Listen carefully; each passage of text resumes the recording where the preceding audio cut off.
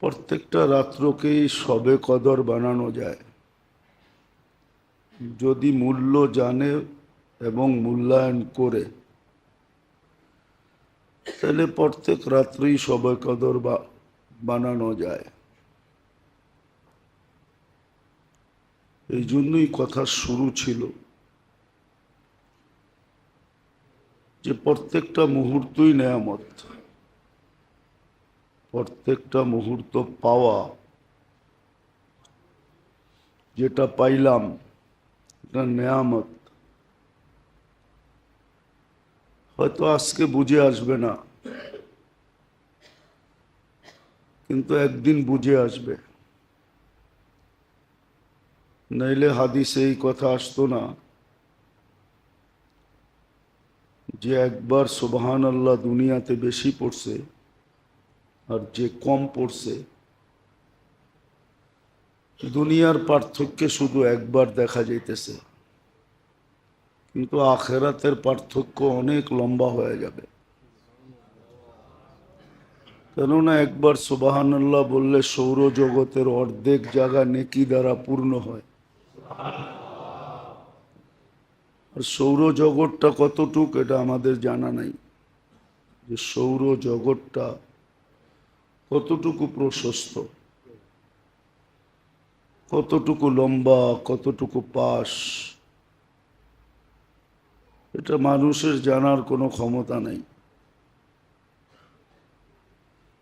এতটুক ব্রেন আল্লাহ মানুষকে দেন নাই যে সে সৌরজগৎ অনুভব করবে সৌরজগৎটা কত বড়। বিদায় দুনিয়ায় দেখা যাবে একবারের পার্থক্য, উনি একবার বেশি পড়ছে, আমি একবার কম পড়ছি, কিন্তু আখেরাতের পার্থক্যটা অনেক বড় হবে। এই জন্য প্রত্যেকটা মুহূর্তই কিন্তু নেয়ামত, আল্লাহর পক্ষ থেকে প্রাপ্য নেয়ামত। হ্যাঁ, ওই ব্যক্তির জন্য যে মুহূর্তটার দাম বোঝে এবং মূল্যায়ন করে।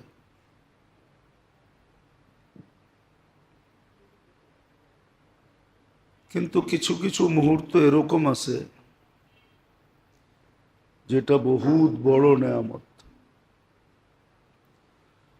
সবগুলো মুহূর্তই নেয়ামত, কিন্তু কোনো কোনো মুহূর্ত এরকম আছে যেটা বিশাল আকৃতির নেয়ামত।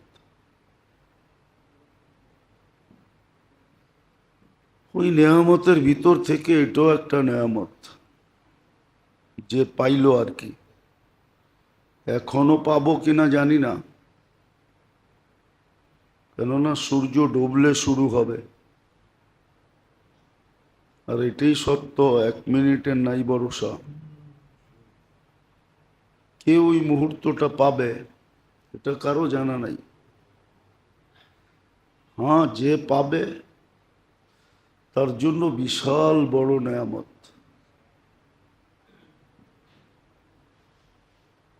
নেয়ামত আল্লাহ এই জন্যই বন্দাকে দেন যে এতটুক পাইলে যেন এতটুক করে নেয়। এই জন্য কোরআনে ইঙ্গিত দিছেন, লাইন শাকারতুম লাযীদান্নাকুম। পাইবা অল্প, যদি মূল্যায়ন করো তাহলে অনেক বড় হয়ে যাবে। এত বড় হবে যে মানুষের ধারণা অতীত বড় হবে, ধারণায়ও আসবে না যে এটা কত বড় হলো।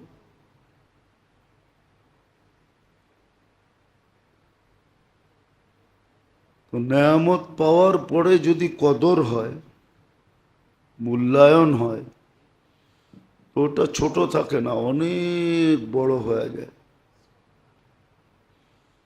আর যদি মূল্যায়ন না হয় তাহলে কিন্তু আফসোসের পাত্র হয়ে যাবে।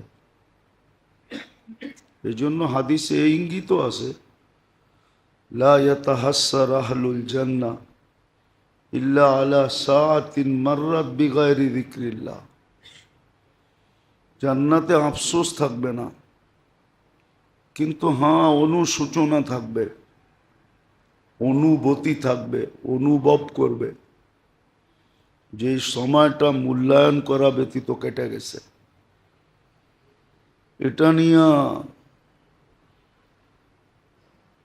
অনুতপ্ত না হোক, কিন্তু অনুভব হবে যে হায়, করলে তো আরো বেশি পেতাম,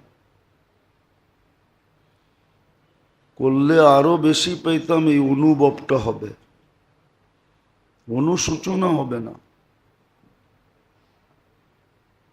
এই জন্য যেটা বুঝাইতেছিলাম, মুহূর্তগুলা কিন্তু নেয়ামতে ভরা।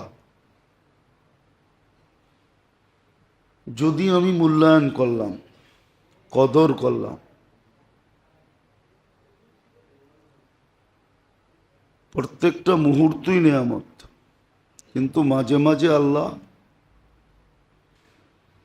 বান্দার ঝাই ঝামেলা, কাজ কাম, দুনিয়ার ব্যস্ততার দিকে চায়া, এটাও আল্লাহর মেহেরবানি। না দিলে করার কিচ্ছু ছিল না, এটা আল্লাহর মেহেরবানি যে আল্লাহ বান্দাকে সুযোগ দেন, মাঝে মাঝে বড় বড় নেয়ামত নিয়ে আসেন। সারা জিন্দেগি দৌড়ে যেখানে না পৌঁছতে পারবে, অল্প সময়ের মূল্যায়নে ওইখানে পৌঁছবে, তো ওর চেয়ে আগে পৌঁছা যাবে। যেমন 80 বৎসরে যেখানে না পৌঁছতে পারবে, 83 বৎসর লাইলাতুল কদর এক রাত্রে এর চেয়ে আগে চলে যাবে।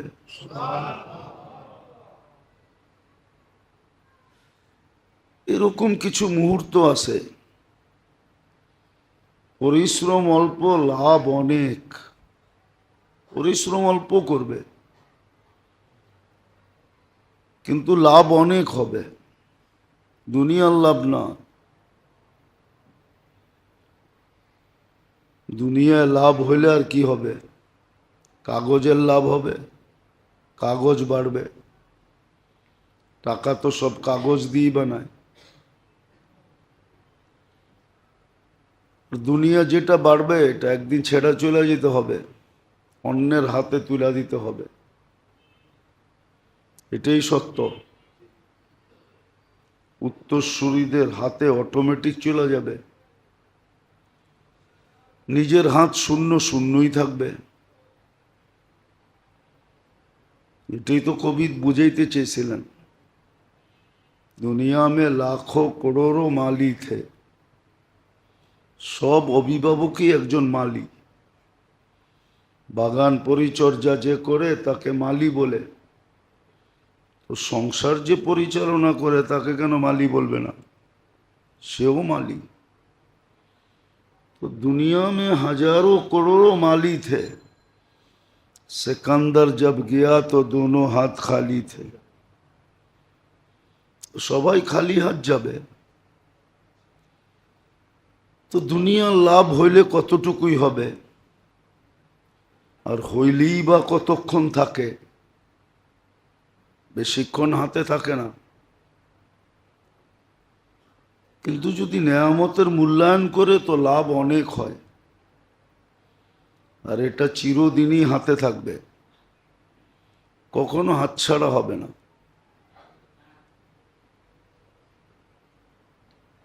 তো বিশাল বিশাল নেয়ামতের ভিতরে মুহূর্তগুলো এমনি নেয়ামত। আবারও বারবার বলতেছি, মুহূর্তগুলা পাওয়া এটাই নেয়ামত। নাহলে সকালে উঠার পরে এই দোয়া হইতো না, আলহামদুলিল্লাহিল্লাযী আহইয়ানা।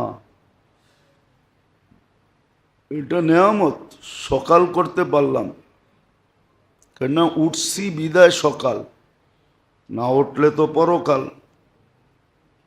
যে ওঠে নাই তার জন্য পরকাল হয়ে গেছে, যে উঠছে তার জন্য সকাল। তো মুহূর্তগুলো সব নেয়ামত, কিন্তু ভালো মতে দিলে গাথি ওর জন্য, যে এটা বুঝলো এবং মূল্যায়ন করলো। আর যদি বুঝলো না, মূল্যায়ন করলো না, তোর জন্য কোনো নেয়ামত না। ও চিনাও চিনল না, তোর জন্য নেয়ামত হবে না। নেয়ামত তো মুহূর্তগুলো ওর জন্য হবে যে চিনল এবং মূল্যায়ন করলো। শ্বাস ছাইরা শ্বাস নিতে পারা, এটা যে কত বড় নেয়ামত, এটা কখনো অনুভব হয় না যে শ্বাস ছাইরা নিতে পারছি, বা নিতে পাইরা আবার ছাড়তে পারছি। যদি আটকায় দিতেন কি করতেন? মাঝে মাঝে তো হয়,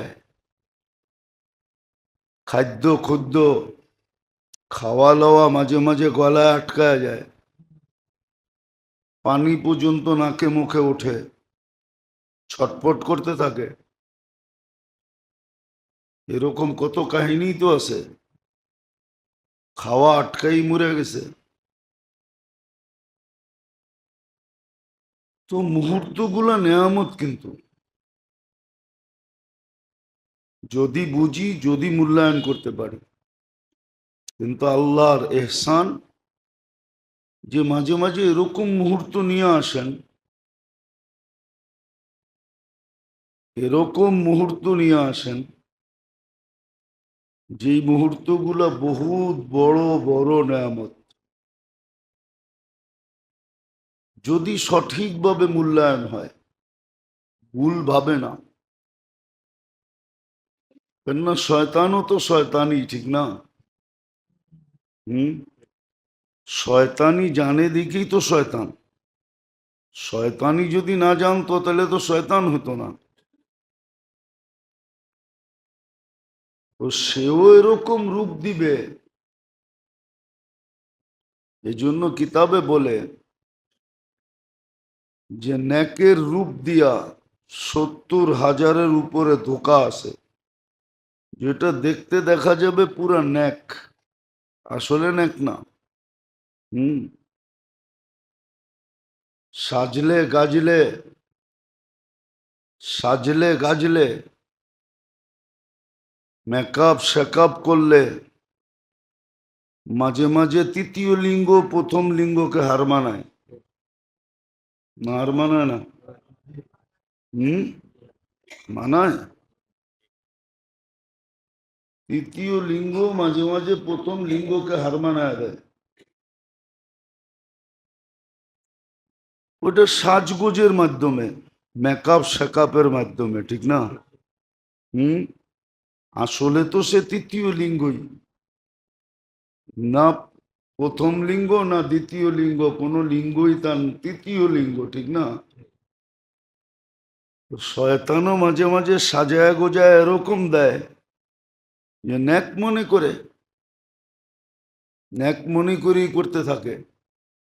হাজারো প্রচলন আমাদের ভিতরে এরকম আছে যেটা ন্যাকের সুরতে, কিন্তু আসলে একটাও ন্যাক না।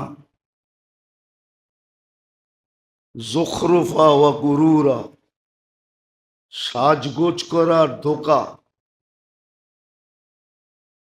যেমন সবে বরাতে চিরাচরিত যা চলে আমাদের দেশে চলে আসতেছে, এটি সব ন্যাকের সুরতে, ন্যাকের সুরতে চিরাচরিত চলে আসতেছে ধোকা। এটা একটা প্রথা, এবাদত না। যেটা করণীয় দরকার ছিল ওটা তো করে না, যেটা করার দরকার ছিল ওটা করে না, ওটার থেকে বহু দূরে। যুবকরাও দূরে, পুরুষরাও দূরে, নারীরাও দূরে, সবাই দূরে।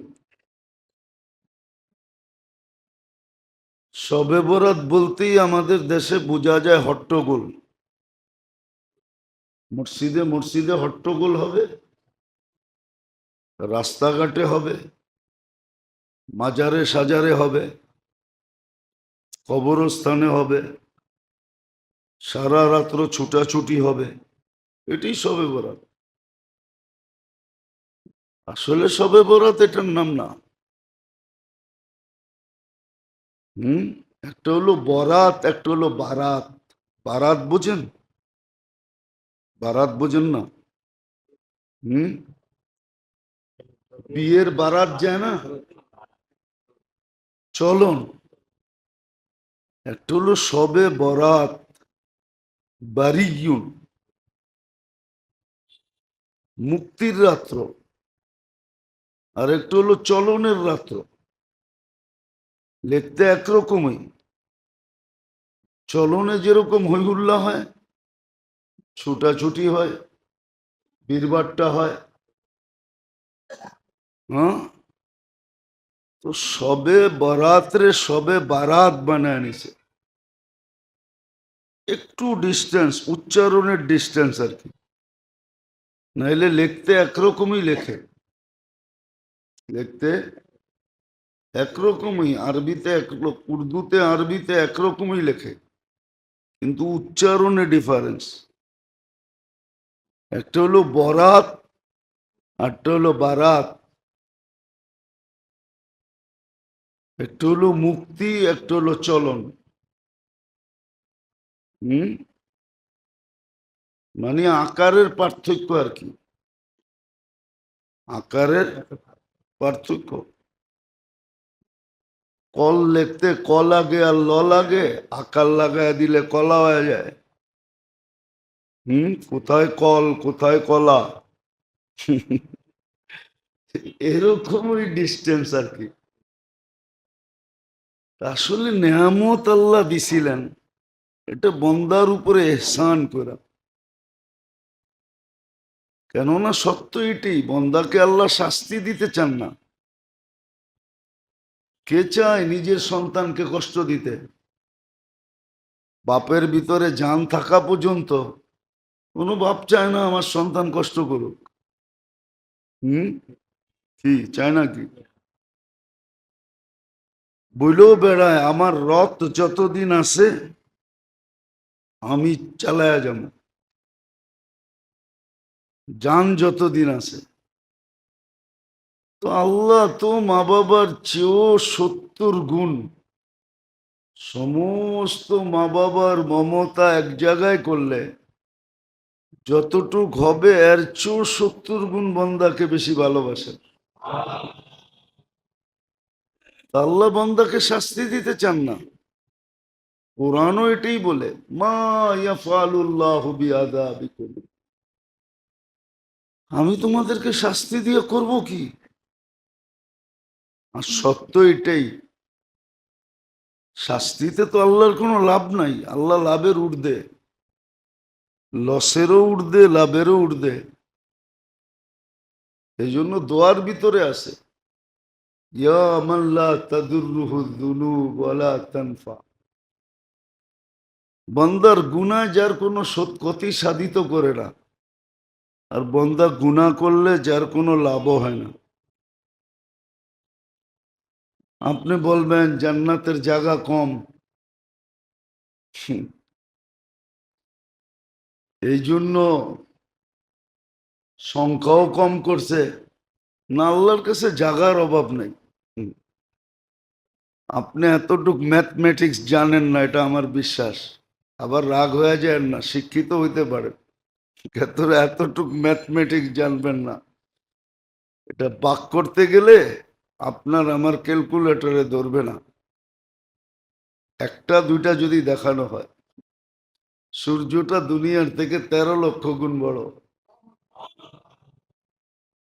সূর্যের পাশে যেটা আছে অ্যান্ড্রোমেডা, এটা সূর্যের চেয়ে 50 লক্ষ গুণ বড়। এটার পাশে যেটা আছে ব্যাটেলজেস, এটা সূর্যের চেয়েও 100 কোটি গুণ বড়। এরকম শুধু 10টা দেখানো যায়। আর সৌরজগতে আছে অগণিত নক্ষত্র। কত? গ্রহ না নক্ষত্র, গ্রহ ছোট, আমাদের দুনিয়াটা গ্রহ, সূর্যটা নক্ষত্র। এরকম অগণিত আছে। আপনার গ্রাম রে আপনি মাইপা শেষ করতে পারবেন না। যেই গ্রামে আপনার দুনিয়াটা আছে, কয়েকটা বাড়ি মিলা একটা গ্রাম হয়, এটা জানেন তো? হুম। আমাদের দুনিয়াটা যেই গ্রামে আছে, গ্রামে ওটাকে ছায়াপথ বলে। যেই গ্রাম জাগার ভিতরে আমাদের দুনিয়াটা আছে, ওই গ্রামটারে ছায়াপথ বলে, ছায়াপথ। ওই গ্রামটা এতটুকু ছোট, একটা যান্ত্রিক জিনিস বানাবে সেকেন্ডে 3 লক্ষ কিলোমিটার যাবে, তাইলে মিনিটে কতটুক যাবে? সেকেন্ডে 3 লক্ষ, 3 সাইটে কত হয়? 180 লক্ষ। ঠিক আছে, মিনিটে, ঘন্টায়। তারপরও আমাদের গ্রামের এই মাথাতে ওই মাথায় যেতে 3 লক্ষ আলোক বৎসর লাগবে। আলোক বৎসর কি বাড়িতে যেয়ে দেখা নিয়েন। এই জন্য বন্দার গুনায় আল্লাহর কোনো ক্ষতি সাধিত হয় না, আর কোনো লাভও হয় না। আল্লাহ দুটা রুট দে। অনেকে ভাবে জান্নাতের এত জায়গা কই পাবে, ঠিক না? হুম। এটাও ছাগলের একটা কোয়ালিটি। ছাগল 100 প্রকার, তো দুনিয়াতে 100 প্রকারের উপরে ছাগল পাওয়া যায়, কোন জন্মের উপরে 100-র উপরে আইটেম ছাগলের পাওয়া যায়। এটাও এক ধরনের ছাগল। ওর বিজ্ঞান দিয়ে ওরে বুঝানো যায় যে জায়গা কই পাবে। যাক, যেটা বুঝাইতেছিলাম, আল্লাহ নেয়ামত আমাদের সামনে নিয়ে আসছেন, এটা আল্লাহর এহসান। হ্যাঁ, যদি সঠিক মূল্যায়ন হয়, সঠিক মূল্যায়ন, প্রত্যেকটা মুহূর্তই নেয়ামত। কিন্তু মাঝে মাঝে এরকম নেয়ামত নিয়ে আসেন যে অল্প সময় যেন লম্বা পথ পাড়ি দিয়ে ফেলতে পারে। এটা আল্লাহর বিশেষ এহসান বন্দার উপরে। আর ওটারও কারণ বললাম, কেননা বন্দাকে আল্লাহ শাস্তি দিতে চান না, আর এটা যুক্তিতেও আসে না। এই জন্য কোরআন বলছে, কেন শাস্তি দিব? মা ইয়াফআলুল্লাহু বিআযাবিকুম। বিভিন্ন জিনিস একত্রিত করলে যুক্তিতে আসে না যে শাস্তি কেন দিবে। যার মমতা এত, যিনি মানুষকে বানাইলেন কুদরতি হাত দিয়া, সৃষ্টির ভিতরে সৌন্দর্য দিলেন, শ্রেষ্ঠত্ব দিলেন, সেরা গঠন দিলেন, বিবেক দিলেন, বুদ্ধি দিলেন, সব কিছু মানুষকে দিয়া দিলেন, কোনো সৃষ্টিকে কিছু দিলেনই না। এই জন্য কোনো সৃষ্টির কিন্তু বিনিময় নাই। গুণগান আছে, কিন্তু গুণগানে বিনিময় নেই। এই জন্য ফেরেশতারা বলছিল বটে যে আমরা তো আপনার গুণগান গাই। তো ভাবলে এটাই বোঝা যায় যে আল্লাহ বলতেছে গুণগান গাইলে কি হবে? গুণগানের তো কোনো দাম নাই। আমার তো দামওয়ালা গুণগান দরকার। তোমরা গুণগান গাও মানি, কিন্তু কোনো কি নাই, বিনিময় আছে নাকি? তো দাম আছে নাকি? বিনিময় থাকলে না দাম হইতো, ঠিক না? কি বলেন? হুম। তোমাদের তো কোনো বিনিময় নাই, দাম নাই। তোমরা গুণগান গাও বটে, কিন্তু এই গুণগান তো আমার দরকার নাই। নকল টাকা কয়েক বস্তা দেখ না, তাতে কি আসা যায়? পানি গরমের কাজে আসতে পারে, কোনো কাজে আসবে না, আসবে নাকি? হ্যাঁ, উল্টা জেল জরিমানা হইতে পারে, ঠিক না? হুম। আল্লাহ বলে তোমরা গুনগান গাও বটে, তোমাদের গুনগানের তো কোনো বেলু নাই। আমার তো দরকার বেলুওয়ালা। মানুষের গুনগানে বেলু আছে, এই জন্য আমি মানুষ বানাইছি। মানুষের গুনগানে ভ্যালু, দাম। এই জন্য ফেরেশতাদেরকে আল্লাহ অ্যাবাউট করছেন। নাহলে ফেরেশতারা বলছিল নাহনু নুসাব্বিহু ওয়া নুকাদ্দিসু লাক। সব হাদিস একত্রিত করলে দেখা যায় সৃষ্টির গুণগান বড় আজীব গুণগান। লা ইয়াগফাল ওয়ালা ইয়ালতাফিত তারফাত আইন। চোখের পলক ঝপতে যতক্ষণ সময় লাগে না বিমুখ হন না এদিক ওদিক তাকান। এরকম মনোযোগ দিয়া সেজদা, আর তাও কবের থেকে মিন আউয়ালি খালকি ইলা ইয়াউমিল কিয়ামা, জন্ম লগ্ন থেকে কেয়ামতের সকাল পর্যন্ত। কিন্তু আল্লাহ বলে বেলু তো নাই, আনবেলিড, বেলুহীন। এই গুণগান তো আমার দরকার নাই। আমার দরকার হলো বেলুওয়ালা গুণগান। এটার জন্য মানুষ লাগবে, এই জন্য মানুষ বানাইছেন। তো যুক্তি তর্ক সবকিছুতেই বুঝে আসে যে মানুষকে আল্লাহ শাস্তি দিতে চান না। বলে তাইলে মানুষ শাস্তি পাবে কেন? তাহলে কবির কথাই সত্য, খোদ ফাসা পদ মে বুলবুল কেয়া খাতা সৈয়াদ কি। খোদ ফাসা কয়েদ মে বুলবুল क्या खता सैयाद की। সৈয়াদ বুঝেন? শিকারীর কি দোষ? গুল পে আশে খোকে বুলবুল জিন্দেগি বরবাদ কি।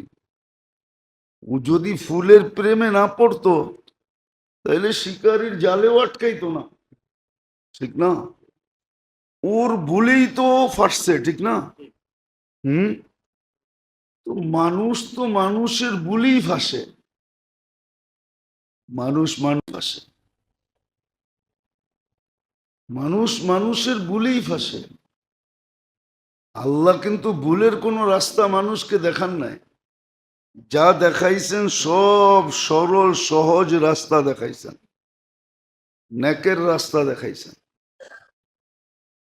তো যেটা বুঝাইতেছিলাম, জানি না বুঝে আসবে কি আসবে না,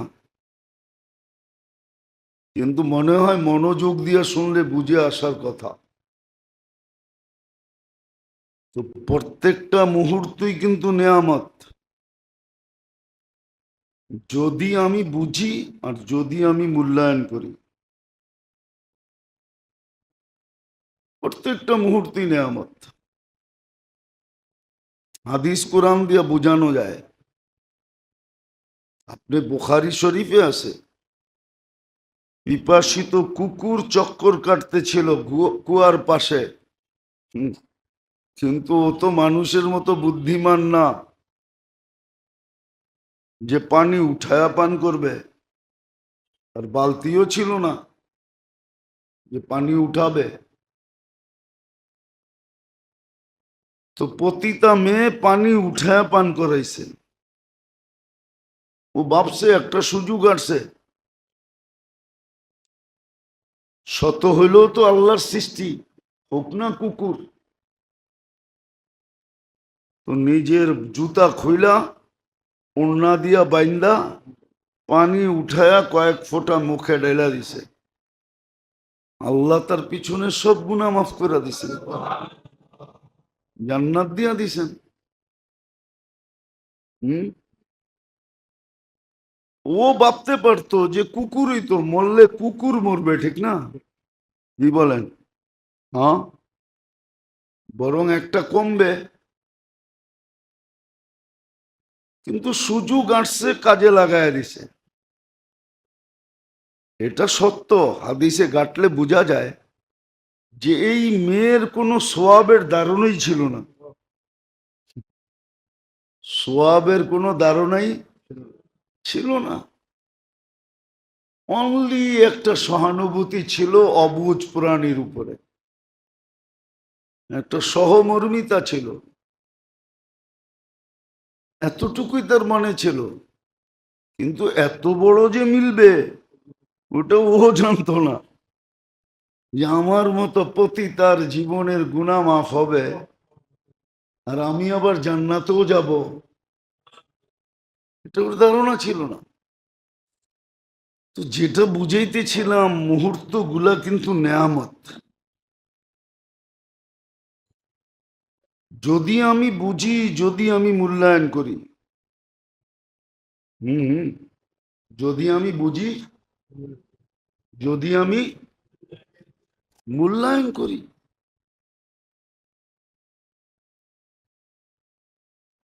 আর যদি বুঝলাম না, মূল্যায়ন করলাম না, তাহলে তো সময়, সুযোগ আর সময় আমার জন্য অপেক্ষা করবে না। কেননা সময় কারোর জন্য অপেক্ষা করে না, এটাই চিরাচরিত সত্য।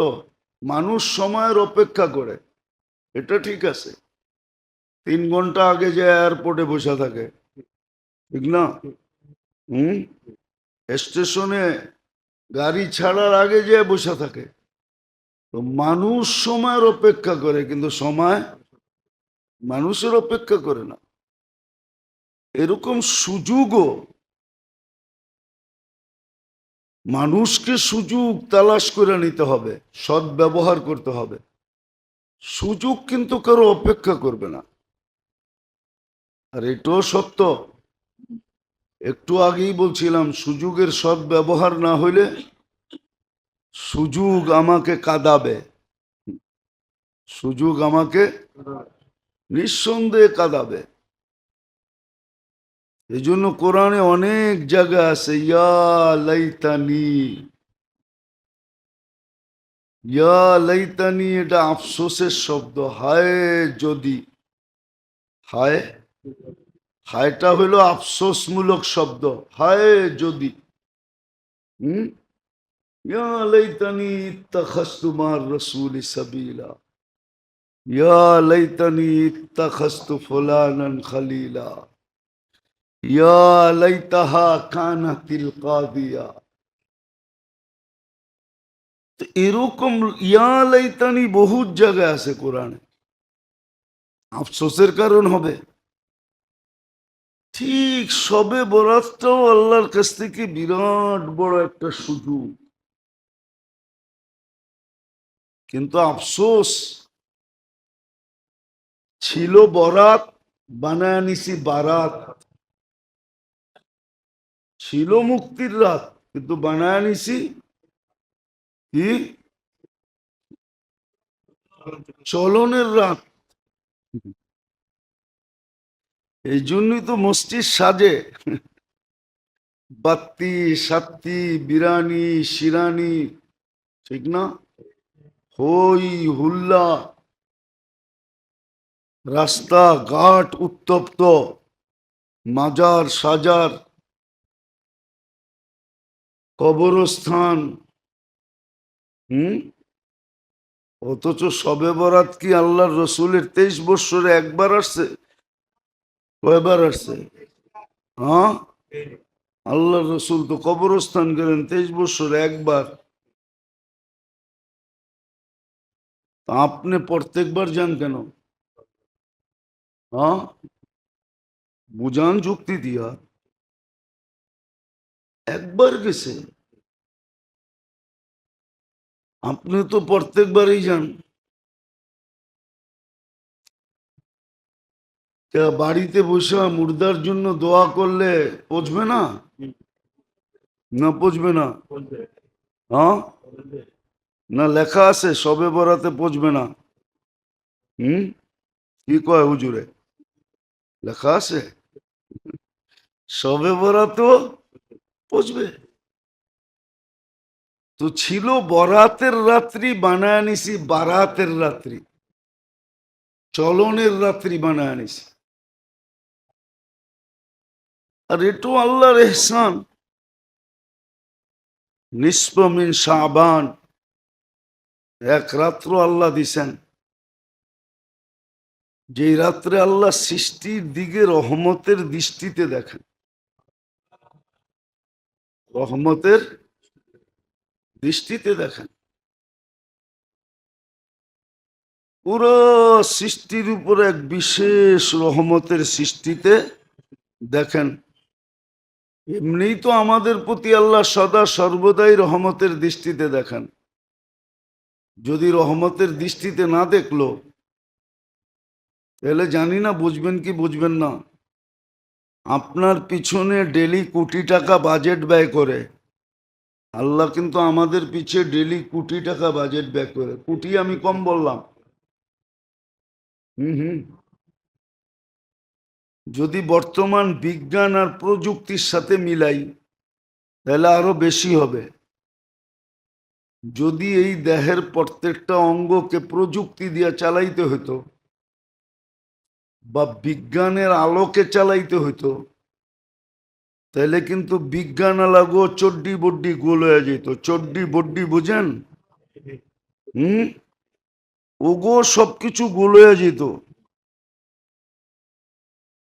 কেন? এত বিল আপনি দিতে পারতেন না, এত বিল আপনি দিতে পারতেন না।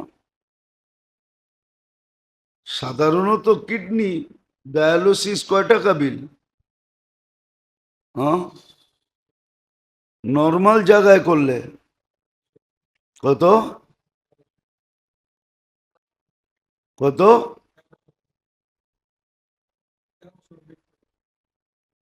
সরকারিটায় 1300। আচ্ছা 36 দিয়ে গুণ দেন। দেন না, মোবাইল তো আছে, লোকে দেন, মেনে নিলাম আপনারটা দেন। আরে দেন না, মোবাইল তো আছে, ক্যালকুলেটর আছে, দিতে অসুবিধা কি? 46,800 টাকা পার ডে আপনাকে দিতে হতো।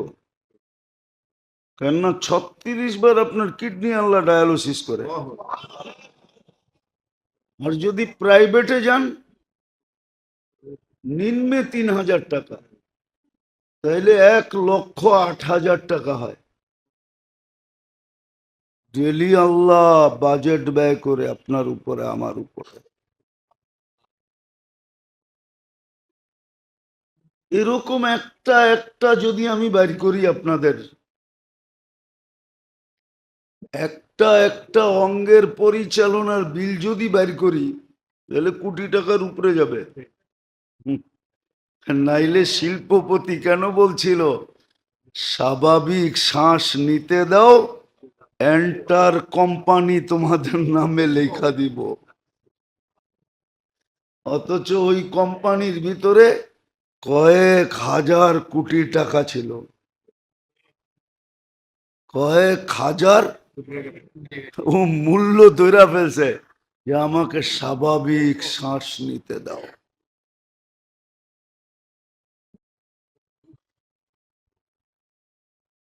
স্বাভাবিক শ্বাস নিতে দাও। আল্লাহর এহসান এটা, আল্লাহর এহসান যে আপনাকে সুযোগ দিছেন, নিজেই দিছেন, নিজেই দিছেন। আর এটা যুক্তিসঙ্গত, কোনো অযৌক্তিক না। হ্যাঁ, যদি সঠিক মূল্যায়ন করা হয় তো এই রাত্রে আল্লাহ সৃষ্টির উপরে রহমতের দৃষ্টি, রহমত ডেলি দেন, এটাই বুঝাইতেছিলাম। সদা সর্বদাই রহমত বর্ষণ করেন। এই জন্যই আল্লাহ বলছে আমার রহমত যদি প্রবল না হতো তাহলে আমি তোমার পিছনে কোটি টাকা ডেলি ব্যয় করি আর তুমি চলবে আমার বিরুদ্ধে, মানবে না আমার কথা। বলেন, কারো পিছে যদি কেউ কিছু খরচ করে ওর বিরোধিতাও মানতে পারে না, ঠিক না? হুম, মানে আচ্ছা ম্যানেজার, কোনো কোম্পানির ম্যানেজার সেই তো কোম্পানির লোকের বেতন সেতন দেয়, ঠিক না? কিন্তু ওর জ্যাবের থেকে দেয়, কার থেকে দেয়? হ্যাঁ, কিন্তু ওর বিরোধিতা করলো তো ও চেতে। ও তো একজন কর্মচারী, ঠিক না? চেতে না, চেতে না। হুম, মালিকের কান বড়ে না, বড়ে না? অথচ ওকে শুধু রাখছেই বন্টন করার জন্য। কি ম্যানেজার বন্টন করবে? ও যেরকম কর্মচারী, সাধারণ একটা কর্মচারীও তো ওই ফ্যাক্টরির কর্মচারী, ঠিক না? কর্মচারী হিসাবে তো দুইজনই এক। হ্যাঁ, কি বলেন? পদ ভিন্ন। ও ম্যানেজার, ও শ্রমিক, কিন্তু কর্মচারী তো দুইজনই, ঠিক না? হ্যাঁ, কি বলেন? কিন্তু যুক্তি মানে কে?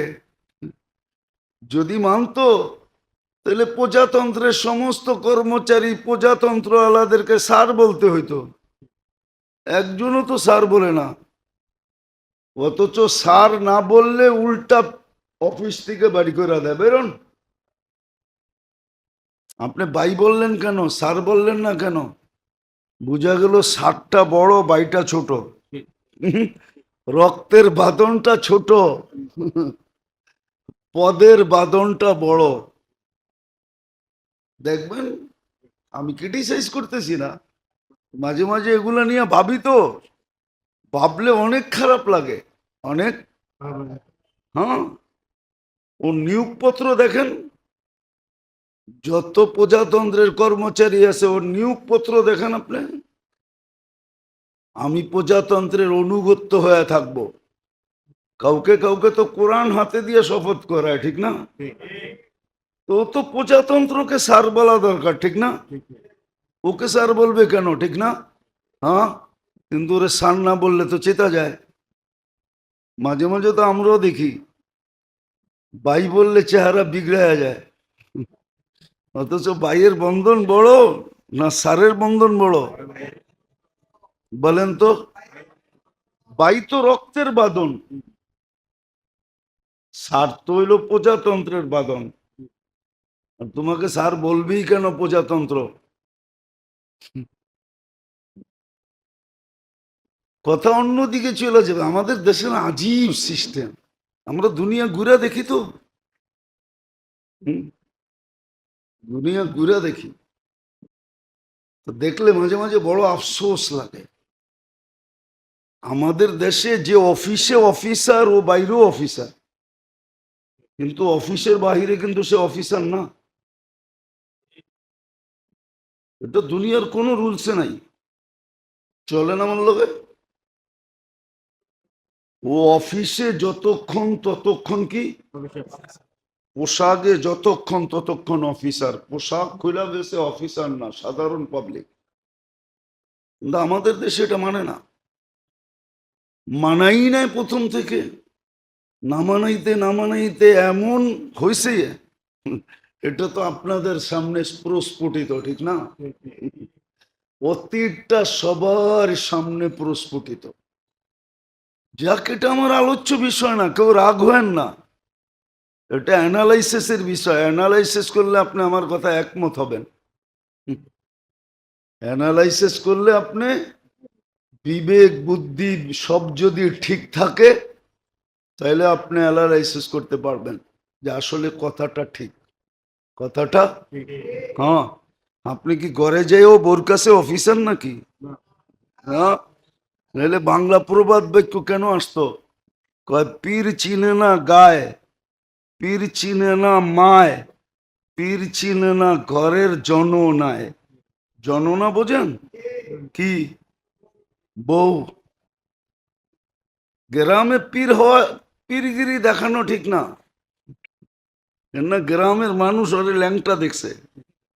হ্যাঁ, ঠিক না? ও যদি গ্রামে পীরের ভাবলো, এটা বেউকুফি। হুম, আর মার সামনে যদি কয় আমি কুতুব হয়ে গেছি, তো মা ইচ্ছা করলে জোরে একটা চটকনও দিতে পারে যে আমার পেটে হয়েছিস আবার কুতুব, তুই সরেন থেকে গেলি। আর বউ কয় আমি তলা তুলা সব চিনি, সরান থেকে। কোন অঙ্গটা তোমার লুকাইতো আমার কাছে, ভগবান থেকে পিরগিরি দেখাইতেছে।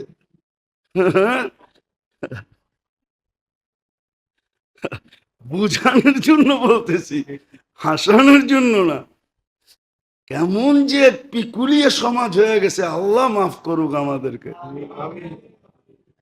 তো এটাও আল্লাহর এহসান, দয়া। নাইলে আপনার উপরে বাজেট ব্যয় করবে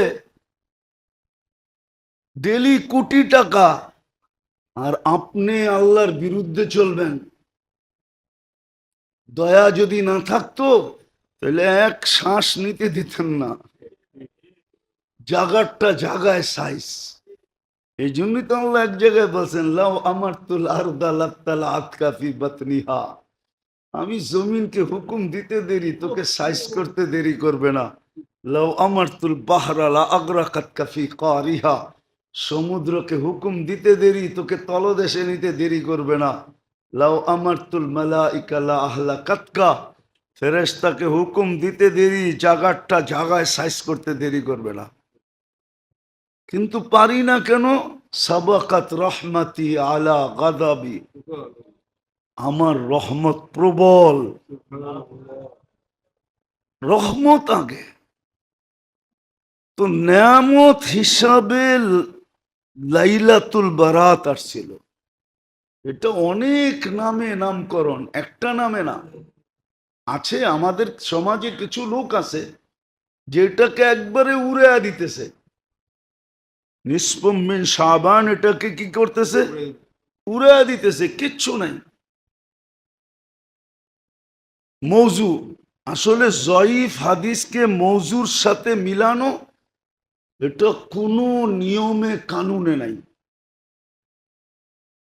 হ্যাঁ জয়ীফ মানি, কিন্তু মন গড়ত না, বানানো না। কি না? বানানো না। একদল আছে এটাকে বানানোর সাথে মিলায়া এটাকে উড়াইয়া দেয়। আছে আমাদের দেশে একদল আছে যারা এটাকে কি করে দেয়? উড়াইয়া দেয়, উড়াইয়া দেয়, উড়াইয়া দেয়। উড়াইয়া দেওয়া ঠিক না।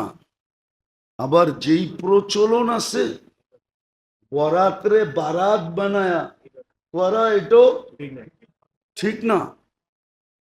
চলন বালায়া করো কিনা, ঠিক না।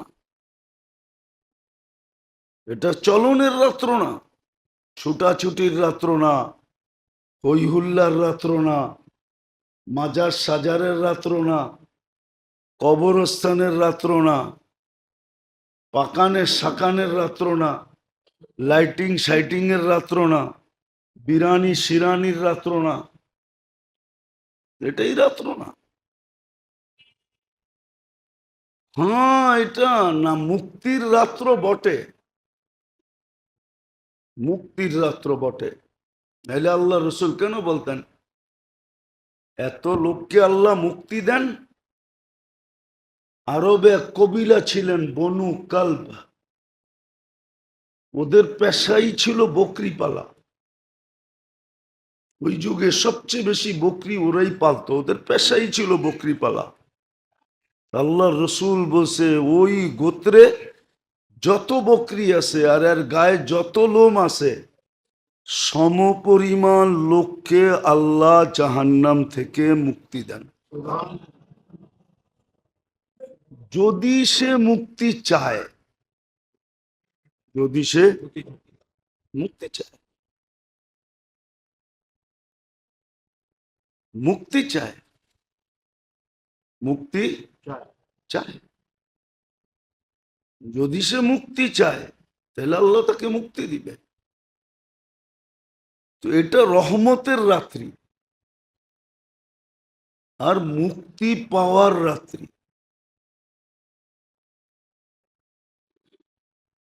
মুক্তি পাওয়ার রাত্রি, রহমতের রাত্রি। আল্লাহর রহমতের দৃষ্টি আসে সূর্য ডুবার থেকে নিয়ে সুবে সাদেক পর্যন্ত। এবং আল্লাহ মুক্তি দেন এই রাত্রে।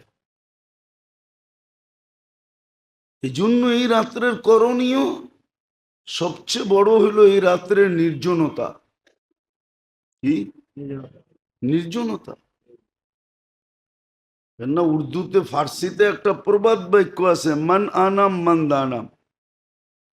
প্রত্যেক ব্যক্তি নিজেকে নিজে ভালো চিনে। নিজেকে নিজে না চিনে না? নিজেকে নিজে ভালো চিনে। এই জন্য নির্জনতার রাত্রি, নির্জনে বসো, এবাদত বন্দিগিও করো, আবার কান্না কাটিও করো, দোয়া ইস্তেগফার করো, দোয়া ইস্তেগফার করো, চুপে চুপে নফল। এটা নফল এবাদত যদিও বটে, নফল এবাদত যদিও বটে, কিন্তু অনেক সময় নফলটা আসলের চেয়ে বেশি হয়ে যায়। কি কোন? হোটেলে বইয়া প্রথম কিনলে তারপরে 3বারও গ্যারাফি লওয়ান যায়। গ্যারাফি বোঝেন? মনে হয় বোঝেন না। গ্রাম্য শব্দ তো নাও বুঝতে পারেন, ঠিক না? আরে বোঝেন কি? ফাও, ঠিক না?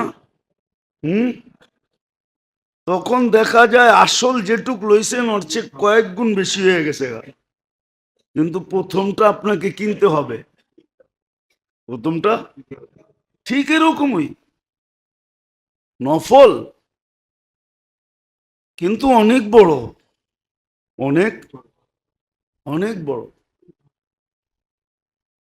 এই জন্য এই রাত্রে কবরে যাওয়া জরুরি না, কবরস্থানে যাওয়া জরুরি না, কবরস্থানে যাওয়া জরুরি না। বরং যেই পরিস্থিতি এখন দাঁড়াইছে এতে না যাওয়াটাই উত্তম।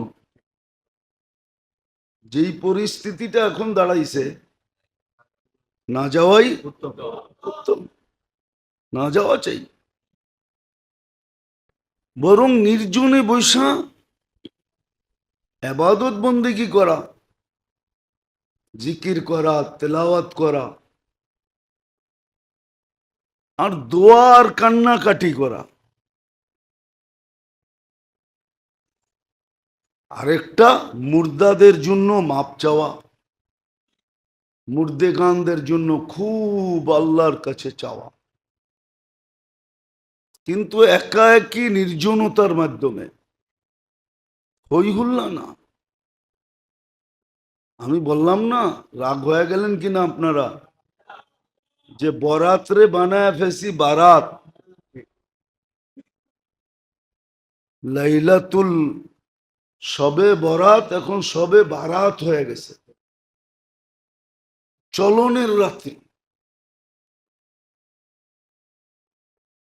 আর যত প্রথা শ্রোতা আছে এগুলা কিচ্ছু নাই, এগুলো সব মানব রচিত, শয়তানের পক্ষ থেকে নির্ধারিত, যার জন্য বাঁচা চাই। আর দিনের বেলা রোজা রাখা নফল, রাখতেও পারেন নাও রাখতে পারেন। এমনি তো রমজান মাসে, শাবান মাসে আল্লাহর রসুল সাল্লাল্লাহু আলাইহি ওয়াসাল্লাম সবচেয়ে বেশি রোজা রাখতেন। রমজানের পরে এত বেশি রোজা কোনো মাসে রাখতেন না, শাবানে যত রোজা রাখতেন। আরেকটা মাসেও, মহররম মাসে খুব রোজা রাখতেন। আপনি নফল রাখতে পারেন। এই জন্য মেরে দোস্ত, সুযোগটা আসছে, সহিভাবে কাজে লাগাই। নির্জনতা অবলম্বন করি, ঘরের ভিতরে করি, মসজিদে হইহুল্লা না করি। মসজিদে যেন হইহুল্লা না হয়, নির্জনতার পরিবেশ থাকে। আর রাস্তাঘাটে ছুটাছুটি না হয়,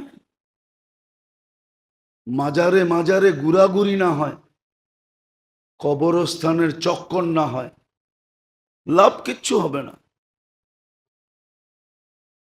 বরং দেখা যাবে সুযোগটা আসছিল, কাজে লাগাই নাই। হয়তো আল্লাহ বলতেও পারেন, আর বলার যুক্তিকতা আছে, যে তোমার বয়স কত, কয়টা সবে বরাত পাইছো, বয়স কত, কয়টা রমজান পাইছো, বয়স কত, কয়টা লাইলাতুল কদর গেছে। একটা ধরলেই তো হইতো, একটাই তো এনাফ ছিল না, না ছিল না? হুম, এক লাইলাতুল কদর 83 বছর, 83 বছর বাঁচে কে?